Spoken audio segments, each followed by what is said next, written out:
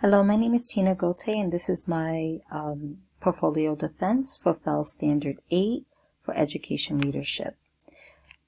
Meaningful parent, family, and community engagement. Effective school leaders are multiple means of reciprocal communication to build relationships and collaborate with parents, families, and other stakeholders to promote the academic success and well-being of all students.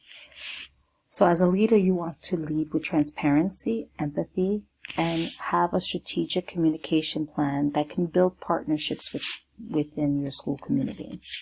Through authentic engagement, administrators should be accessible, be visible, and share ownership by building systems of communication and partnering meaningfully with families and the community. This can be done by establishing two-way communication with families, caregivers, and communities, and promoting academic success for the students. By being culturally responsive, meaning having other means of communication for families that speak different languages, ensuring equity and access for the diverse learners, and sharing in the decision-making process.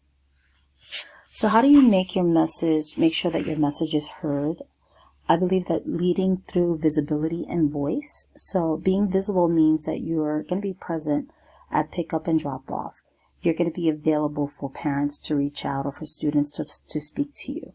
There can be a weekly newsletter that has a goal-focused message. So making sure your goals for the following week or everybody's kept in communication for what's going on throughout the school. Being present at all virtual meetings whenever possible. You show up also to community events and activities. So that could be sports, that can be different student-led activities. And being present during, like I said, arrival and dismissal. Ensuring that families have a voice. That means like monthly coffee with the principal, or where you're listening actively through surveys or advisory groups and encouraging open dialogue, and you celebrate the successes with the students and the families. So communication through technologies support academic achievement. This is having a user-friendly website where parents can access resources, maybe even schedule Teams meetings, know when the next parent workshops and what they're going to be about.